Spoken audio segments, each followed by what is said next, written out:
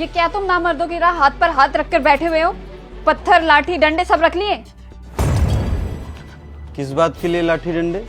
क्यों, तुम्हें नहीं पता देश में क्या हो रहा है? सरकार कितनी ज्यादती कर रही है हम मुसलमानों के साथ। क्या चल रहा है मुझे भी तो बताओ। वाह, तुम्हें कुछ पता ही नहीं है। पहले ट्रिपल तलाक, फिर एनआरसी और अब ये वक्फ बोर्ड। अब अगर ये बिल वापस नहीं लिया गया ना, तो अब हम मुसलमानों के तो मजहबी स्थल छीन जाएंगे ना। तो ना ये दरगाह बचेगी ना मस्जिदें बचेगी। तब हम मुसलमान नमाज पढ़ने कहाँ जाएंगे बोलो?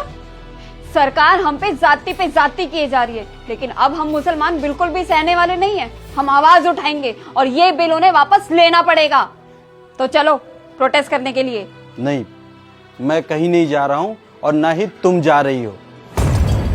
क्यों, तुम्हारा खून क्या पानी बन चुका है?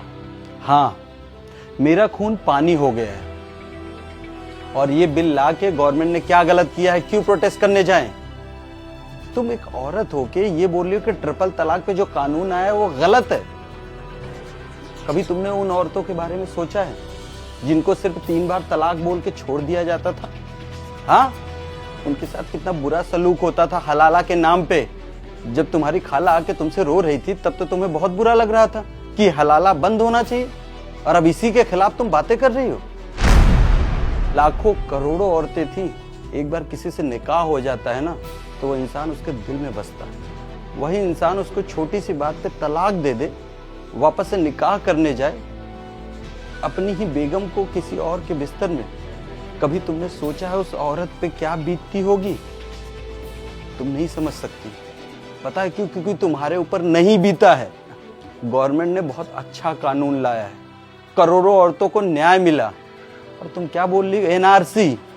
हाँ, जिस बस्ती में हम रहते हैं वहां पे लाखों मुसलमान हैं, किसी एक की नागरिकता छीनी क्या? नहीं ना। लेकिन जब ये बिल आने वाला था हजारों लोग रोड पे आके खड़े थे कि हमारी नागरिकता छिन जाएगी, मुसलमान इस देश से बाहर हो जाएगा। ऐसा कुछ हुआ क्या? दिल्ली के शाहीन बाग पे महीनों महीनों पर बैठे रहे। क्यों?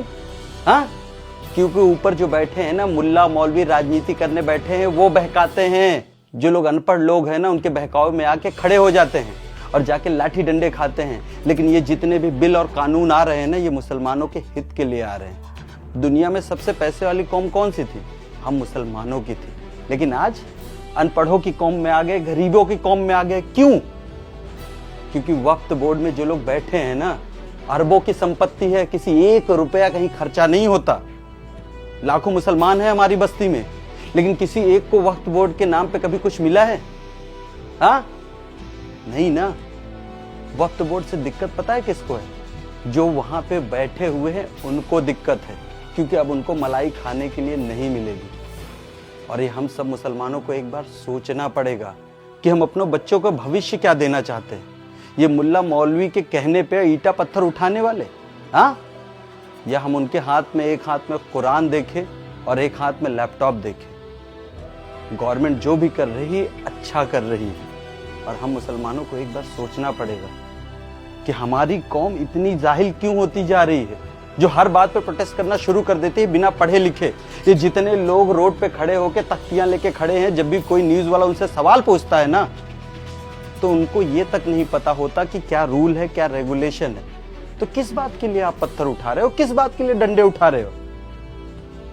चाहे ट्रिपल तलाक हो, चाहे एनआरसी हो, चाहे वक्फ बोर्ड, गवर्नमेंट ने जो भी लाया हमारी सुविधाओं के लिए आया है। तो मैं आप सब मुसलमानों से हाथ जोड़ के इतना ही बोलूंगा कि गवर्नमेंट के खिलाफ मत आइए। जो अपने लोग भेड़िए के भेष में छिपे हैं ना, इनके खिलाफ आवाज उठाना शुरू करो, नहीं तो धीरे धीरे हमारी कौम और नीचे चली जाएगी। फिर हमारे कौम को कोई पूछने वाला नहीं होगा। बस इतना ही बोलूंगा। मुझे माफ कर दो, तुमने बात बिल्कुल सही बोली। हम बहकावे में आकर ईंट पत्थर उठा तो लेते हैं, लेकिन क्या हमारा मजहब हमें ईंट पत्थर उठाना सिखाता है? नहीं, हमें एक बार सोचना पड़ेगा।